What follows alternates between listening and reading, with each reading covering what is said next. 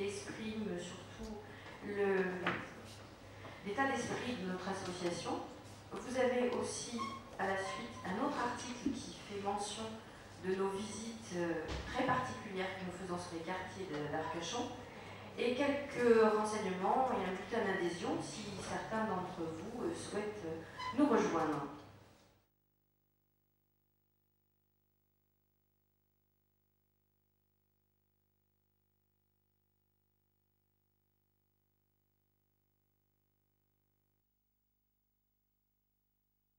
Moi je ne voyais rien dans l'ombre du marais que mon radeau virant dans un soudain frisson. Pays déshérité, au nid des dieux lacustres, voilà les prés salés décrits ici, sans lustre. Puis, la digue crevée comme les gens l'appellent. Et comme désormais ému je me rappelle, mais ce pays damné avait pourtant un ange qui flottait au-dessus, un elfe du bayou. Il s'agit d'un rempart, un imposant ouvrage construit pour isoler le port de la Grande Route. On y pouvait errer, mystique et plein de doutes, à l'étroit parapet d'un pont inachevé. On l'appelait la digue, oui, la digue crevée. Je me revois, enfant, pataugeant dans ses flaques, fourré de joncs roussis qui s'étalent par plaques, sautant comme un cabri à travers des chenaux qui vidaient tous leurs sous en minces caniveaux. La marée remontait plus vite qu'un galop, et le bassin grondait.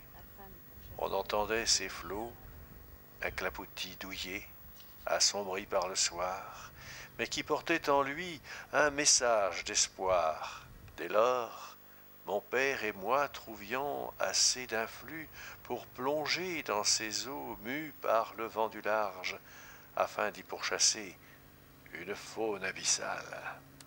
Anguilles, turbotins, solettes et carlets, tapis dans le tréfonds d'une piscine sale. Nous mettant à l'abri, du moins je le croyais.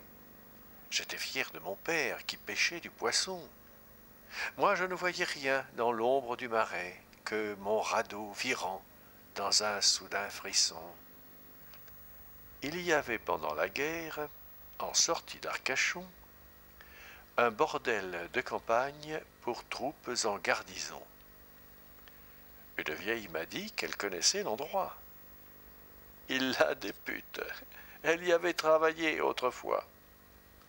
La vieille, elle est crevée, la digue, la vieille, elle est crevée. Oui, la digue du cul. Elle avait des bottes, mais pas de culotte, mais pas de culotte. Superbe lapin blanc, la mariée est trop belle. Rentre dans ton chapeau, car magie t'ensorcelle.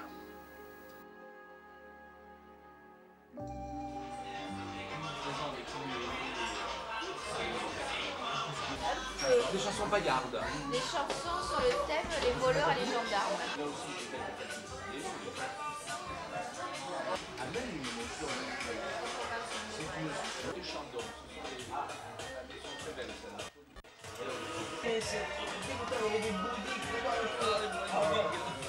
Le 6 juillet 1841, donc cette ligne de chemin de fer de la Teste de Buch. Celui de Rastignac? Non mais je rêve.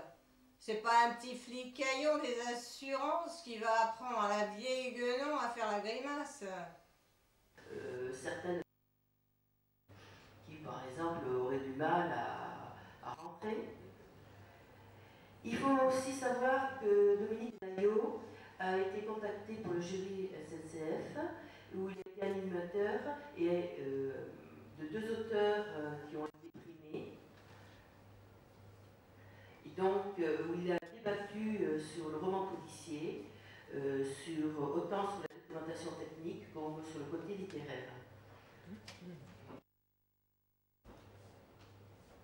Comme le commissaire Fossard, lui, il a su revisiter Dominique Daillot, en a écrit deux dans cette série, Biarritz et Montmartre.